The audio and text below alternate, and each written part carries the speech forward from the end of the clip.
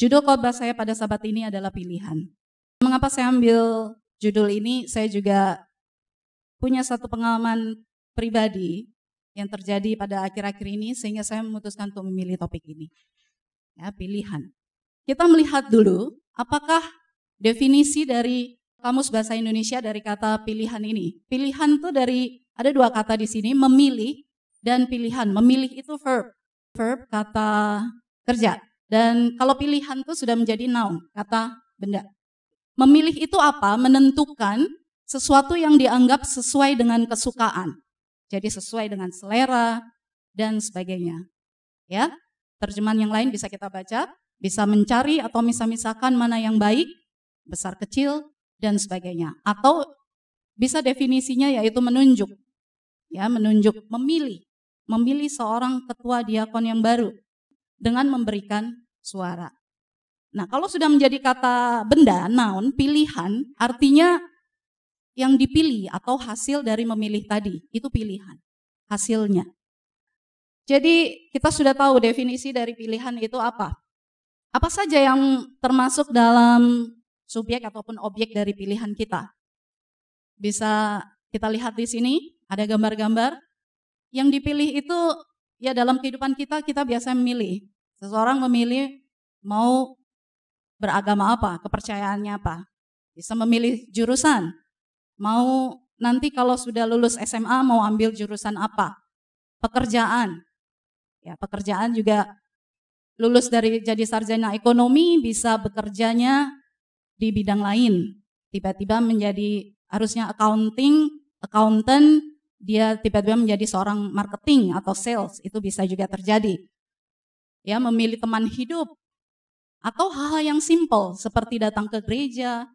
Kita datang di sini itu juga adalah pilihan kita. Ya. Atau bahkan mau datang kemari pakai baju apa ya? Itu pilihan. Slide berikutnya itu adalah satu klip kecil. Mari kita sama-sama lihat dulu. Choices. We make them every day. Some are small and some are big. Left or right? Right or wrong? Lust or love? Gossip or truth? Deceit or honesty? Panic or pray? Worry or peace? Integrity or dishonesty? Your will or God's will? Who you are today for good or bad all comes down to the choices you have made along the way. The decisions we make affect our lives 10, 15, 20 years from now. A choice made today will affect our lives tomorrow. So choose wisely.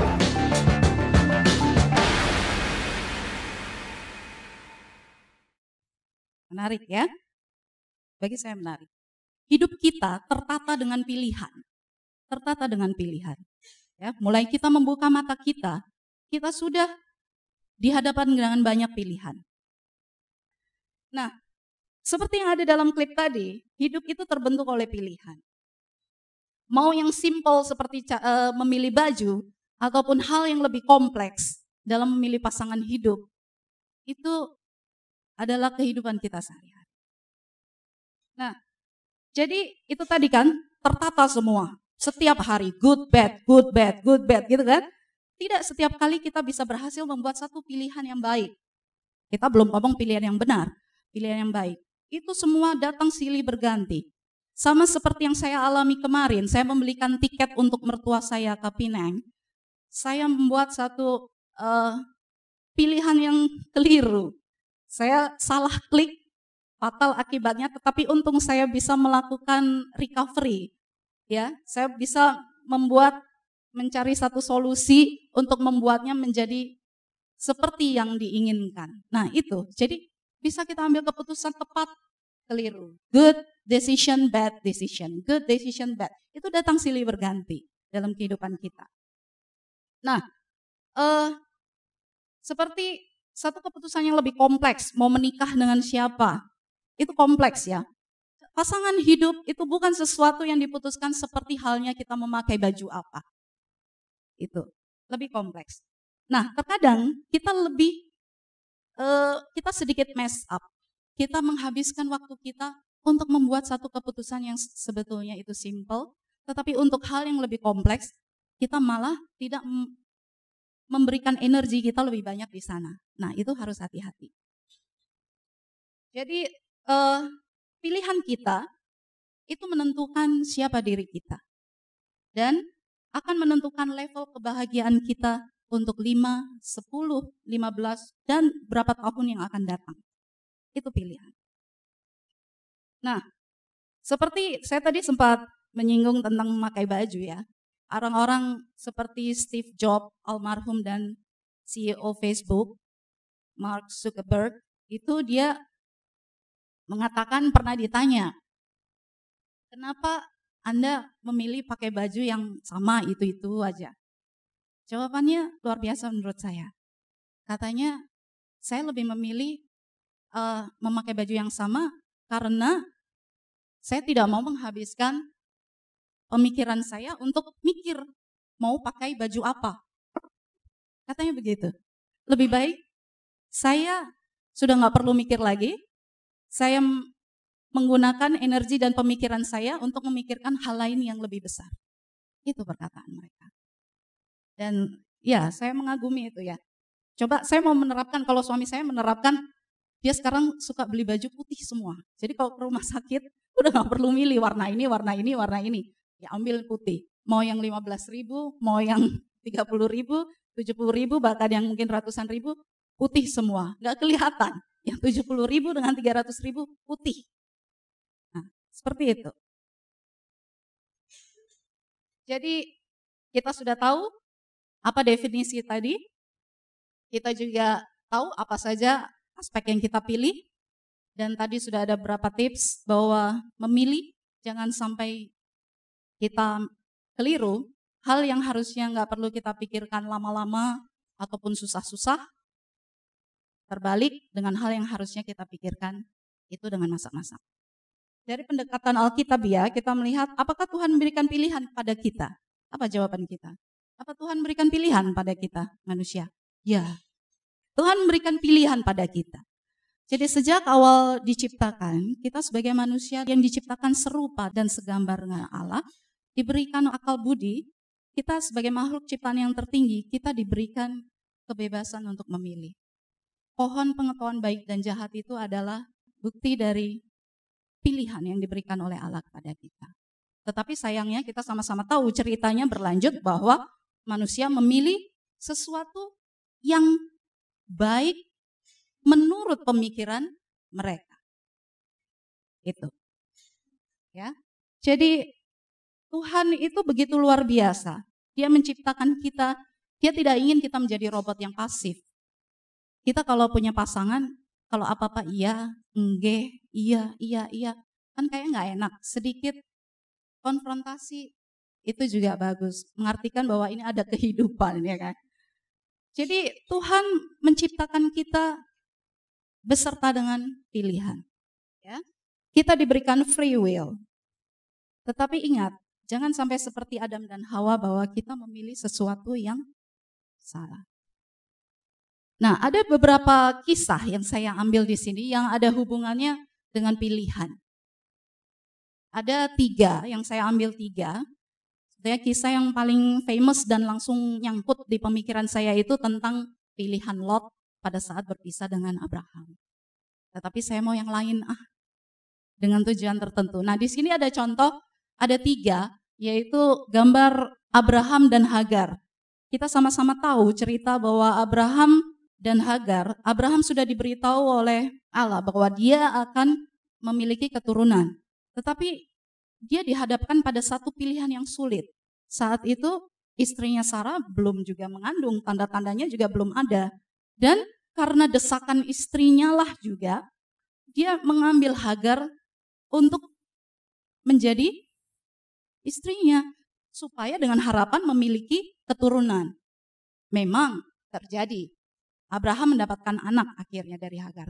Tetapi janji Tuhan tidak akan pernah tidak ditepati. Janji Tuhan itu pasti bahwa dia akan memberikan keturunan dari Sarah. Sehingga bisa dikatakan dalam pengamatan saya, keputusan yang diambil oleh Abraham saat itu kuranglah tepat. Sehingga kita tahu apa yang terjadi sekarang. Saat itu Hagar diusir dari rumah itu oleh Sarah, dan kita tahu keturunannya juga pun hidup dan mendapatkan berkat, tapi selalu bertikai. Kita tahu apa yang terjadi sekarang. Ada konsekuensi atas pilihan dari Abraham saat itu. Nah, contoh yang berikutnya yaitu ini yang di bawah. Cerita apa ini? Esau. Esau ini cucu dari Abraham. Dia menukar hak kesulungannya untuk semangkok sup kacang merah. Nah, kalau dipikir-pikir betapa laparnya dia saat itu. Saya membaca-baca buku referensi, katanya saking laparnya seperti rasanya mau mati dia. Sampai dia rela menukar hak kesulungan yang begitu spesial untuk hanya urusan perut. Jadi dia rela menukar itu, dia memilih memberikan hak kesulungannya kepada adiknya. Ini si Yakub juga bukan karena dia baik.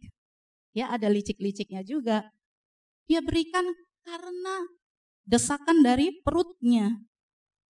Nah, itu yang terjadi pada kisah Esau dan Yakub. Jadi ia tergiur melihat hasil olahan adiknya tadi, kacang merah tadi, sehingga dia rela menukarnya. Sehingga akhirnya keputusan yang diambil oleh Esau tadi, dia sesali seumur hidupnya. Ya. Satu lagi yaitu si Simson, si rambut panjang. Simson ini sudah diberikan Tuhan begitu luar biasa berkat, kekuatan dengan tujuan khusus, tetapi dia rela menukar kekuatannya itu atau rahasia yang dia miliki hanya untuk seorang perempuan, untuk seorang wanita, demi urusan cinta. Nah, jadi di sini Simson diuji untuk menunjukkan ketulusan dan kesetiaan cintanya kepada Allah atau Delila. Dari 3 cerita ini, saya spesifik mengambil cerita ini kenapa? Karena sesuai topik kita tadi, pilihan. Kita tahu pada akhirnya ketiga tokoh ini akan memilih. Dia memilih dan hasil dari pilihan itu ada. Hasil pilihan itu ada dan membawa konsekuensi. Ada dampak dari pilihannya itu. Jadi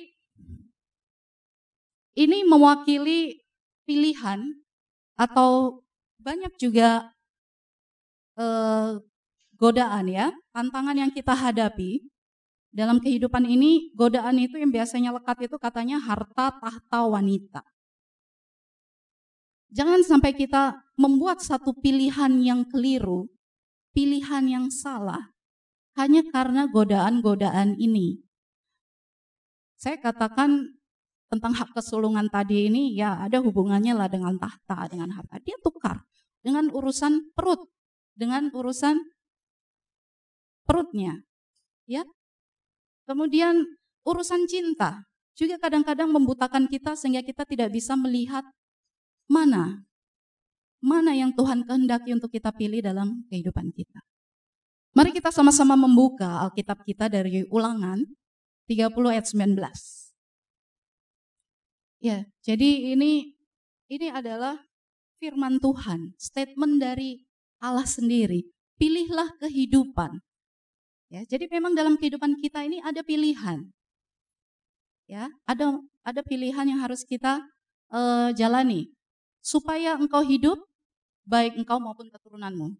Jadi satu clue bahwa pilihlah kehidupan, jangan pilih kematian, jangan pilih kematian berujung pada kutuk, berujung pada bla bla bla bla bla, sesuatu yang tidak baik. Jadi ini yang dikatakan Ulangan 30 ayat 19 kepada kita. Jadi kita sudah sama-sama tahu tadi bahwa hidup kita tertata oleh pilihan. Dari tokoh-tokoh yang kita sudah pelajari tadi bahwa pilihan itu ada konsekuensinya. Nah, ini ada satu joke yang saya juga tersenyum baca ini. Ada satu joke tentang penyesalan. Ada beberapa penyesalan katanya di sini. Penyesalan 1 jam, salah naik angkot. Nah, katanya Kalau penyesalan 1 jam tuh salah naik angkot. Salah naik angkot itu harus menunggu 1 jam untuk bisa kembali ke tempat sebelumnya. Itu penyesalan 1 jam. Penyesalan 1 hari, salah masak nasi itu misalnya di belakang. Salah masak nasi jadi bubur, terlalu lembek. Ataupun sebaliknya, kurang air sehingga masih jadi beras. Nah itu katanya penyesalan 1 hari. Penyesalan 1 minggu itu apa? Salah makan, dampaknya diare. Katanya gitu, ini joke ya. Salah makan, terkena diare hingga harus masuk rumah sakit seminggu. Penyesalan 1 bulan. Nah ini cewek-cewek tahu nih, saya mengalami juga. Salah potong rambut katanya. Waduh kalau sudah salah, ikat aja deh gak kelihatan. Salah potong rambut, salah gunting rambut itu penyesalan 1 bulan katanya. Paling tidak 1 bulan rambut sudah tumbuh lagi. Penyesalan 1 bulan. Lalu penyesalan 1 tahun. Penyesalan 1 tahun itu apa? Kalau tinggal kelas. Nah yang paling hot itu yang terakhir. Penyesalan seumur hidup. Saya juga takut komentar banyak ini soal ini. Penyesalan seumur hidup, salah nikah. Yang ini mungkin tidak akan menjadi penyesalan seumur hidup katanya. Jika istri atau suami meninggal saat masih muda punya kesempatan nikah lagi. Oh ini joke aja. Tetapi ada pelajaran yang kita bisa ambil dari statement terakhir ini. Bahwa sebetulnya kita bisa melakukan koreksi kali ya. Kalau ada kesempatan ada koreksi atas pilihan kita yang keliru tadi. Penyesalan seumur hidup harus diganti dengan kebahagiaan seumur hidup.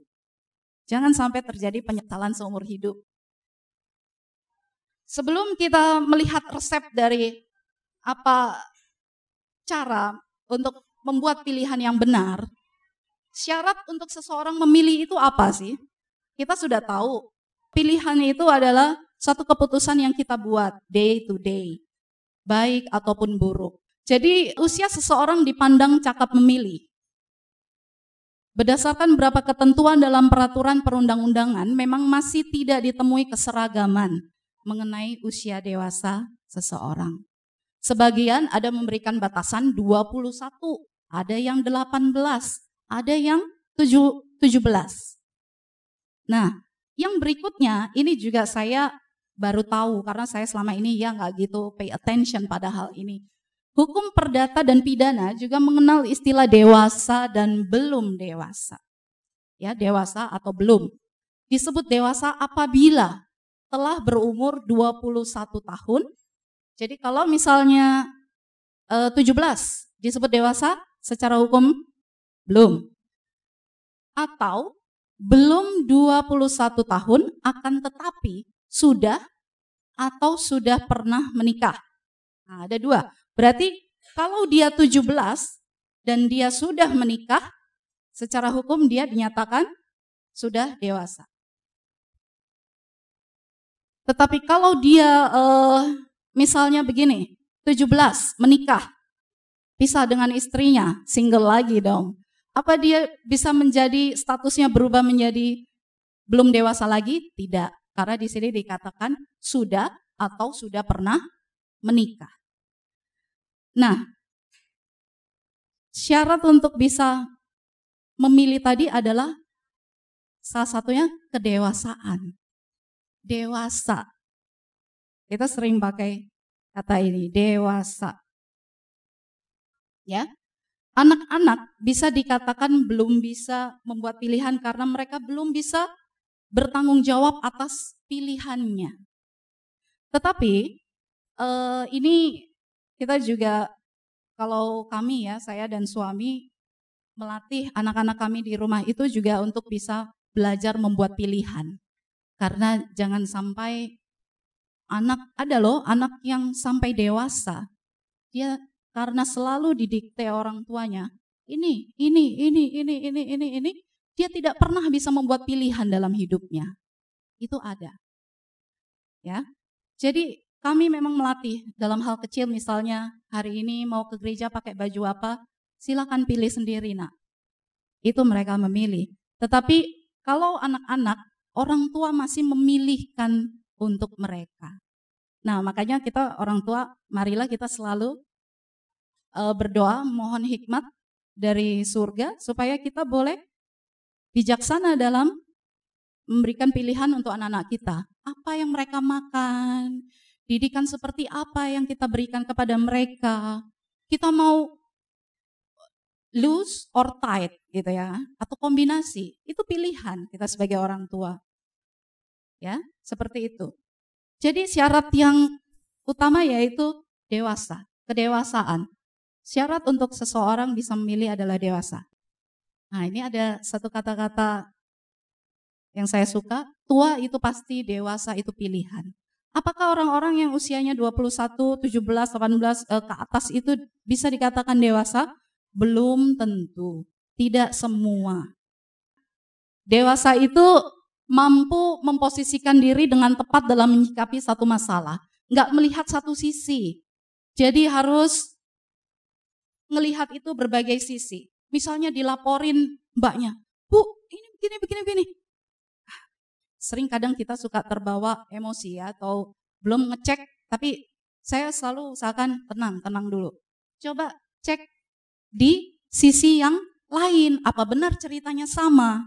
Begitu, jadi jangan terburu-buru mengambil keputusan. Jadi mampu memposisikan diri dengan tepat dalam menyikapi satu masalah. Kemudian berikutnya, sadar Anda sudah mampu membuat keputusan dengan matang dan tidak menyesali keputusan tersebut.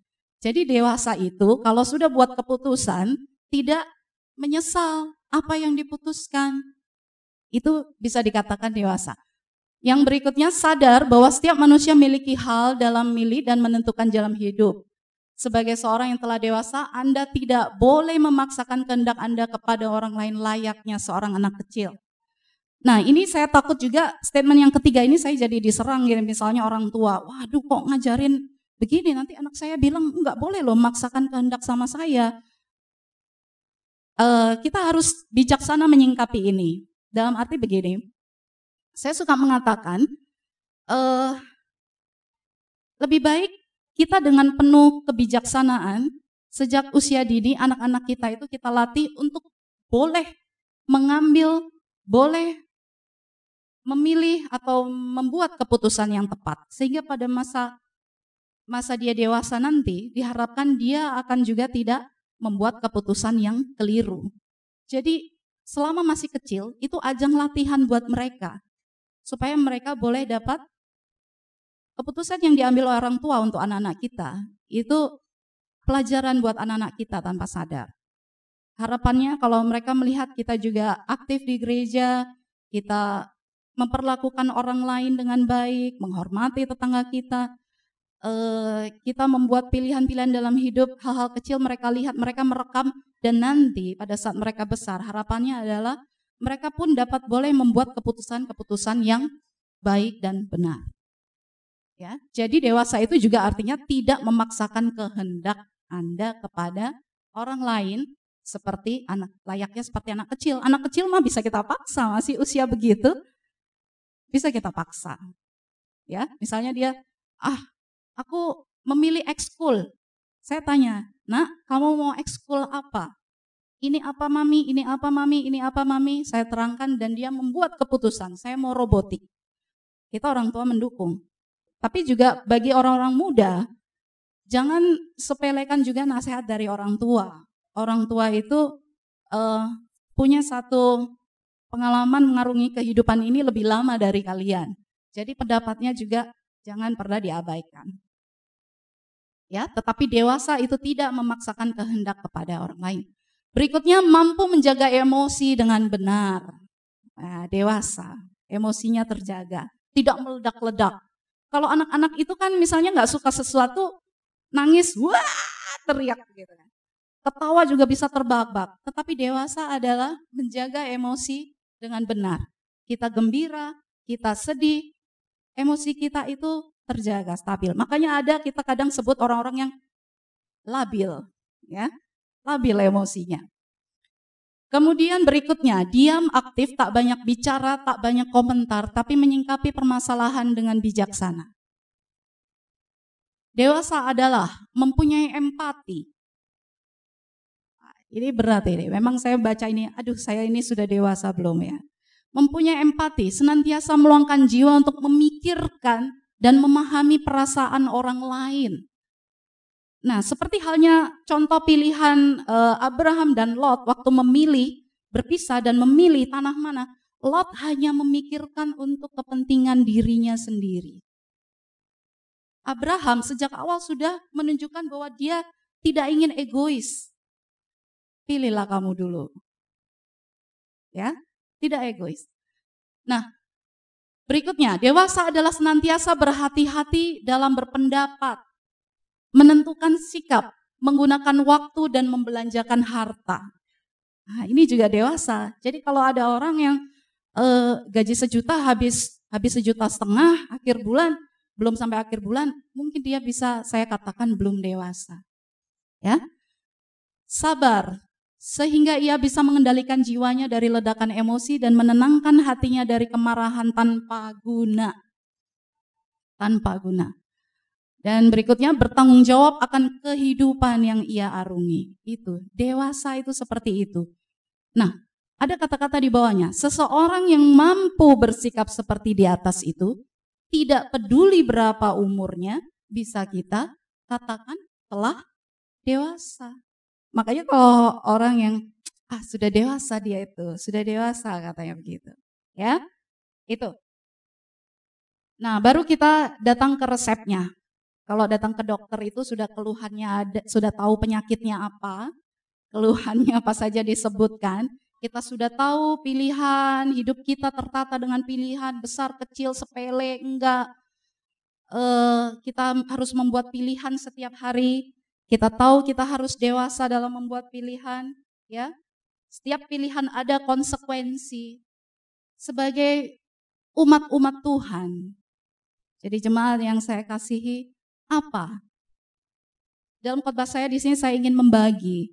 Jadi resep atau cara apa yang baik dan benar menurut firman Tuhan, agar kita semua sebagai umat-umat Tuhan membuat satu pilihan yang benar dalam hidup kita. Karena ingat, pilihan yang kita buat itu membentuk kehidupan kita di masa mendatang. Jadi resep yang pertama yang saya resepkan di sini adalah jangan percaya pemahaman Anda sendiri. Percaya pada Tuhan. Kita sama-sama buka Amsal 3 ayat 5. Jangan bersandar pada pengertianmu sendiri. Percayalah pada Tuhan. Kenapa? Karena kita ini manusia yang berdosa. Pada saat kita mengandalkan pemikiran kita, itu bisa-bisa kita membuat suatu keputusan yang keliru. Jadi jangan pernah percaya pemahaman kita sendiri sebagai manusia. Andalkan Tuhan. Ya, itu yang dikatakan Amsal. Ayat yang berikutnya, Amsal 28 ayat 26. Nah, orang bebal katanya kalau percaya pada dirinya sendiri ya. Jadi ayat-ayat ini bagus sekali, boleh menegur kita. Nah, resep yang berikutnya, jadi yang pertama jangan pernah percaya pada pemahaman kita sendiri.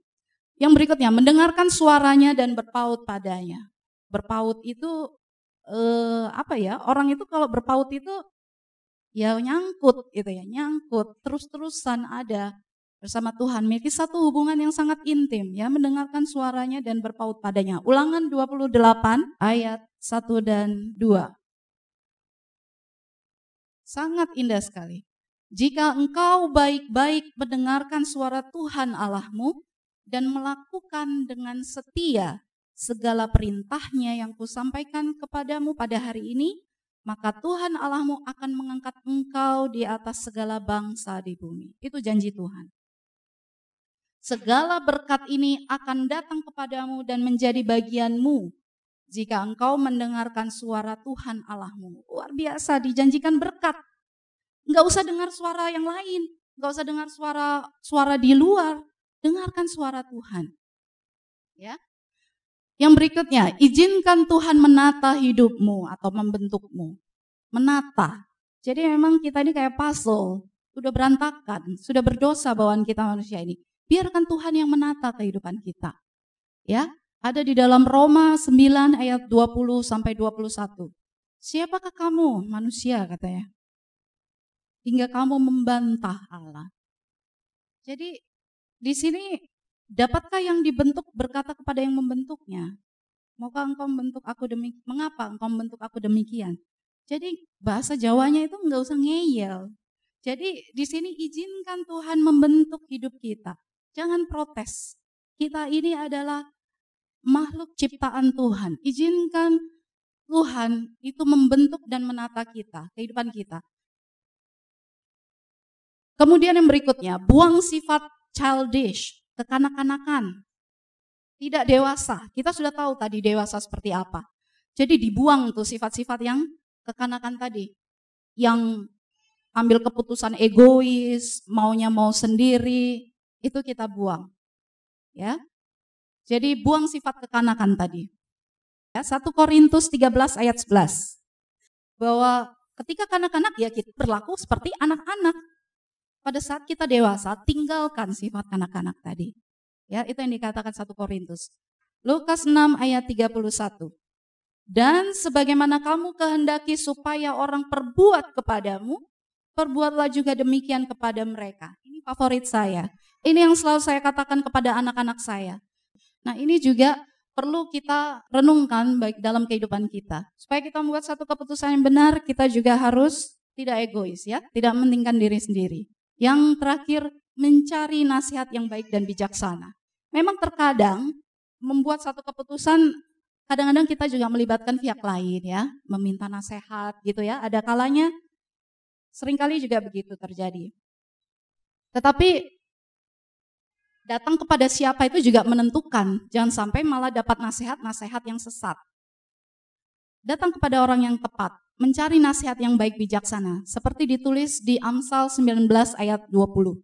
Dengarlah nasihat dan didikan supaya engkau menjadi bijak. Kita semua di sini belajar. Setiap hari ada proses pembelajaran buat kita. Paling tidak jika seseorang datang kepada kita minta nasihat, jadilah bijak. Berikanlah nasihat, berdoalah lebih dahulu, minta pimpinan Tuhan. Untuk boleh memberikan satu pandangan yang bijaksana kepada orang yang datang kepada kita. Sebagai orang tua, marilah kita juga menjadi orang tua yang bijak. Orang muda, marilah menjadi orang muda yang bijaksana dalam membuat pilihan dalam hidup. Dan saya juga tadi sempat sampaikan bahwa ada pengalaman pribadi saya dalam membuat judul khotbah saya ini, bahwa bulan Juni akhir, awal Juli itu saya sudah officially berstatus full ibu rumah tangga. Saya lepaskan pekerjaan saya di Sri Boga Food Group, PT Sari Melati Kencana, Pizza Hut Indonesia, yang saya sudah begitu cintai sampai saya ada di situ 11 tahun. Kenapa? Itu pergumulan yang sangat berat buat saya. Sebetulnya ini sudah lama. Saya ingin supaya ya mengingat saya melihat anak-anak saya sangat membutuhkan saya. Saya selalu sedih melihat saya tidak bisa datang ke sekolah.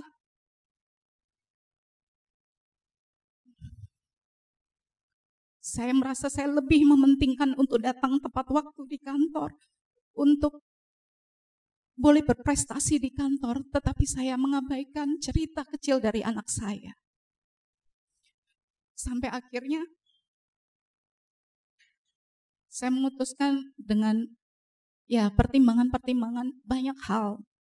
Banyak yang mengatakan, kenapa kamu gak sayang posisimu, kamu tidak sayang pekerjaanmu. Dulu kenapa saya gak berhasil melepaskannya, karena ego saya masih berbicara. Saya suka dikagumi, wah hebat ya, posisinya bagus, pekerjaannya bagus. Saya masih suka dikagumi, saya suka masih merasa dihormati dengan punya pekerjaan. Sehingga saya sulit melepaskan itu. Sampai akhirnya, ya suami saya juga mendukung saya sedemikian rupa. Saya betul-betul setelah saya cuti melahirkan Benjamin, saya sangat mantap untuk saya harus resign. Karena dalam prinsip hidup saya, mustahil saya bisa menjadi baik di kedua bidang tersebut. I want to be best at something.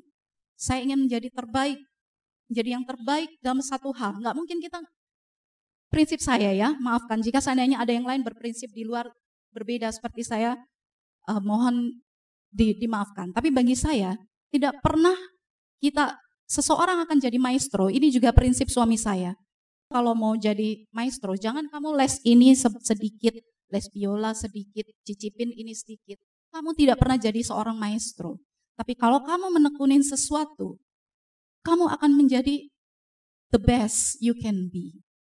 Dan saya merasa I'm not a good mommy. Saya berusaha untuk menjadi seorang ibu yang baik. Dengan pagi-pagi saya sudah, mami saya sudah gak pedulikan suara anak saya lagi. Saya gak mau terlambat ke kantor. Karena saya cukup perfeksionis orangnya. Saya sudah mengabaikan anak saya. Nah, apa yang ingin saya menangkan? Jabatan saya. Pandangan kagum orang-orang saya punya jabatan. Tidak. Akhirnya, ya itulah, saya bersyukur pada Tuhan. Dan suami saya juga katakan, oke, resign lah. Saya tidak pernah paksa kamu untuk bekerja. Saya ingin memberikan yang terbaik untuk anak-anak saya. Karena saya tidak mau pada saat saya memberikan itu, mereka sudah tidak membutuhkannya. Itu yang saya tidak mau. Ya, ini hasil pergumulan saya. Dan saya akhirnya memutuskan, dan pada saat membuat keputusan seperti itu rasanya enak sekali. Seperti terjun bebas kayak orang bungee jumping. Sudah tidak usah pikirkan apa-apa. Lepaskan semua ketakutan tadi, terjun saja. Just do it, katanya begitu. And feels good. Karena intrik-intrik di kantor juga begitu banyak dan saya pikir, untuk apa? Saya merasa perasaan saya jadi negatif di kantor, saya menjadi prasangka buruk pada orang lain. Saya lepaskan. Dan sekarang saya bisa katakan saya bangga, saya berada di rumah. Mungkin bagi perusahaan itu 11 tahunmu tidak berarti apa-apa. Tetapi kamu itu segalanya bagi kami di rumah. Sehingga saya memutuskan untuk resign.